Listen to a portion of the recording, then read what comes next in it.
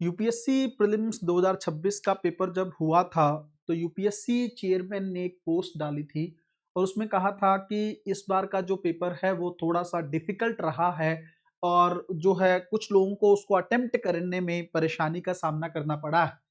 फिर उन्होंने एक पोस्ट में ही बताया कि भाई जो है पेपर के जो सोर्स हैं वो गवर्नमेंट की वेबसाइट्स हैं, है ना, गवर्नमेंट के दस्तावेज हैं, है ना, या गवर्नमेंट की जो जो वेबसाइट्स वगैरह हैं, पीआईबी के सोर्स हैं, वहां से जो है पेपर बना है। इस तरह से वो एक बीच का रास्ता लेके निकल गए, ये बताते हुए कि पेपर एक्चुअल में बना कहां से है।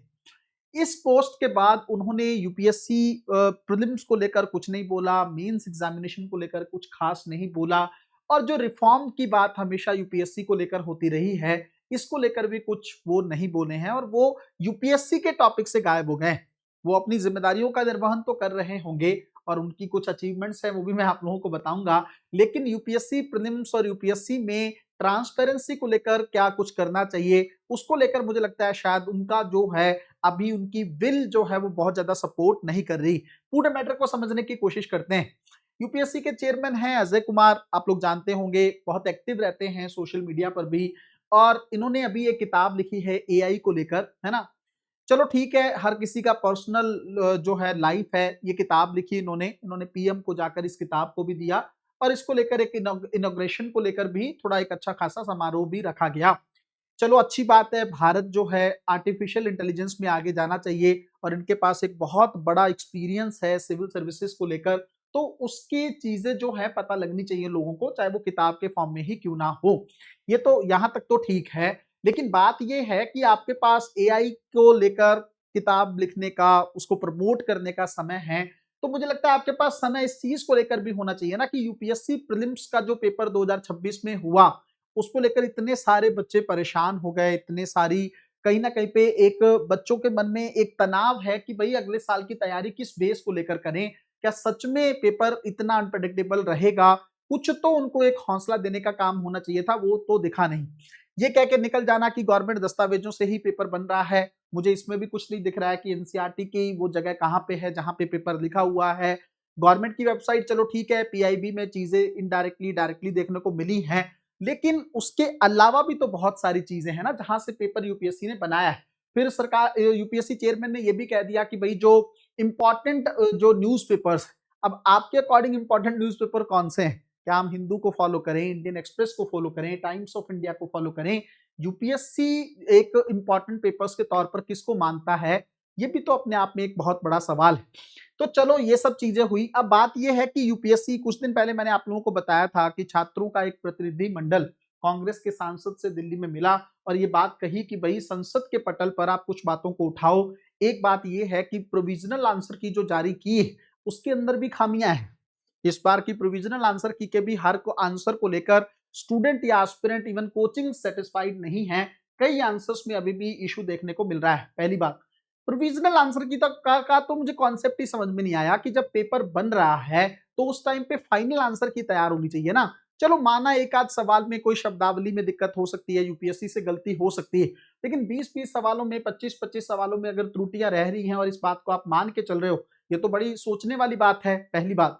दूसरी बात, अगर प्रोविजनल आंसर की आपने पहले दी, उसमें सुधार करके कम से कम कुछ समय तक तो 1 महीने 2 महीने, और बच्चों का मानना यह है कि कम से कम मेंस एग्जामिनेशन से पहले तो आप जो है फाइनल आंसर की अवेलेबल करा दो, उसको लेकर भी कुछ बात नहीं हो रही है। मेंस की कॉपीज के किस बेस पर इवेलुएट होती हैं और उनके अंदर किसी कोई बच्चा अगर मेंस में रह गया तो अपनी मेंस की कॉपी को क्यों नहीं देख सकता, उसको कैसे पता लगेगा कि उसका जो है वैल्यूएशन कैसे हुआ है। मैं कह रहा हूं कि अगर आप आरटीआई के माध्यम से नहीं भी देना चाहते तो जैसे प्रीलिम्स का स्कोर या प्रीलिम्स की मार्कशीट आप अपलोड करते हो कुछ दिनों के लिए, है ना, अपलोड करते हो, उसके बाद यूपीएससी उसको बंद कर देता है, उतना ही कर दो, 1 या 2 दिनों के लिए अपलोड कर दो ताकि बच्चे को पता लग जाए कि उसका स्कोर कहाँ पे जो है इशू रहा है, किस सब्जेक्ट में उसको ज्यादा मार्क्स मिले हैं, कहाँ पे उसके मार्क्स काटे गए, और मार्क्स काटे गए तो क्यों काटे गए, ये भी तो पता लगना चाहिए ना।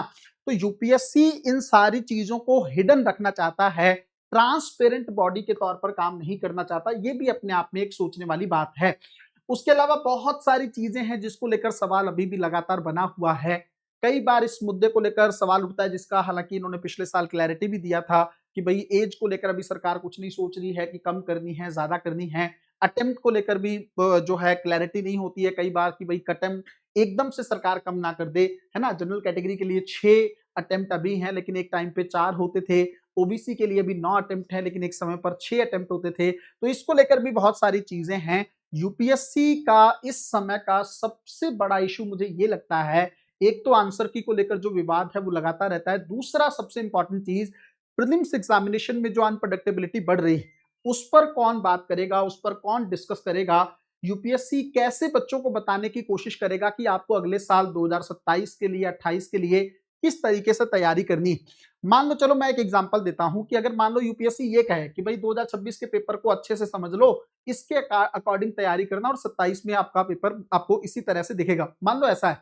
लेकिन वहां पे यूपीएससी ने फिर से इनोवेशन कर दिए, वहां पर फिर से कुछ नया कर दिया, तो फिर उस चीज के लिए रिस्पॉन्सिबल कौन है। मुझे लगता है इस बात को लेकर ना बहुत बड़ी अकाउंटेबिलिटी की अब जरूरत है यूपीएससी को लेकर, क्योंकि कई कई साल युवाओं के इस एग्जाम में खराब हो रहे हैं।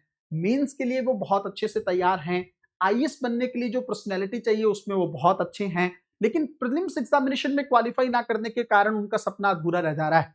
ये भी तो एक बहुत बड़ी बात है ना। इस समय प्रीलिम्स क्वालिफाई करना ही सबसे बड़ा हर्डल है। जिसका प्रीलिम्स निकल रहा है ना, और उसकी थोड़ी बहुत भी मेंस की तैयारी है और उसने मेंस को लेकर थोड़ा काम कर रखा है, तो उसका मेंस निकल जा रहा है, उसका फाइनल सिलेक्शन हो रहा है। जिसका प्रीलिम्स नहीं निकल रहा है, वो आप सोच के देखो, मेंस बड़ा अच्छे से तैयार करके बैठा है, ऑप्शनल को भी 4-4 5-5 बार तैयार कर दिया है, इंटरव्यू को लेकर भी वो तैयारी करके बैठा है कि as a personality, as a IAS के तौर पर किस तरह की पर्सनैलिटी होना चाहिए, इन चीजों को लेकर भी वो काम करके बैठा है। लेकिन फिर भी वो जो है प्रीलिम्स क्वालिफाई ना होने के कारण आईएएस नहीं बन पा रहा है। तो मेरे हिसाब से इस टॉपिक पर भी डिस्कशन की जरूरत है, और एक अच्छा डिस्कशन चाहिए। और मुझे लगता है जैसे यूपीएससी चेयरमैन बोलते हैं, है ना, उन्होंने पहले लिंक्डइन पे ये पोस्ट डाली और उसमें कहा कि कहां कहां से पेपर बना है। फिर उससे पहले उन्होंने कहा कि हाँ, पेपर थोड़ा डिफिकल्ट रहा है, मैंने देखा है बच्चों को लेकर, इस तरह की बात हुई। तो ये जो बातें यूपीएससी की तरफ से हुई, इवन बाद में यूपीएससी ने कहा एक अनंतम आईएएस को लेकर, है ना, दिखा था कि उनके सारे सवाल वहां से बन रहे हैं। तो उसको लेकर बाद में सरकार की क्लैरिटी आई कि ऐसा कुछ भी नहीं है, यूपीएससी पे कोई सवाल नहीं है। तो चलो ठीक है, आप एक्टिव हो इन चीजों को लेकर, तो आप एक्टिव थोड़ा बच्चों के पॉइंट से भी हो जाओ ना। यूपीएससी एस्पिरेंट के साथ अगर यूपीएससी चेयरमैन समय समय पर एक मीट कर लेंगे, जैसे मान लो, मैं ये नहीं कहता कि वो हर समय मिलते रहें, लेकिन 3-4-6 महीने में एक मुलाकात अगर कुछ बच्चों से हो जाएगी, और चाहे वो आप मीडिया के पॉइंट ऑफ व्यू से ही कर लो, जब मीडिया में आप आओ, बातचीत करो, और कुछ बच्चों को वहीं बुला लिया जाए, तो उनके उनके पॉइंट्स अगर आप सुन लोगे, तो उसमें अगर कुछ बदलाव कर लोगे तो क्या प्रॉब्लम है ना। तो बाद में कल को कोई प्रोटेस्ट हो, बाद में कल को आगे चलकर कोई आंदोलन हो, उसके चलते चीजें खराब हो, उससे बेटर यही है कि आप पहले ही चीजों को सही करने की कोशिश करो। जो जो कमियां यूपीएससी के अंदर देखने को मिल रही, उनको अगर आप टाइमली रिफॉर्म कर दोगे, सुधार कर दोगे, तो मुझे लगता है इससे बच्चों के जीवन का बहुत बड़ा जो है उनको हेल्प मिल जाएगी। उनके कई कई साल यूपीएससी में बिना मतलब खराब होने से बच जाएंगे। मिलते हैं अगली वीडियो में, तब तक अपना ध्यान रखें, अपनी पढ़ाई को लेकर बहुत अच्छे से काम करते रहें। बहुत बहुत धन्यवाद।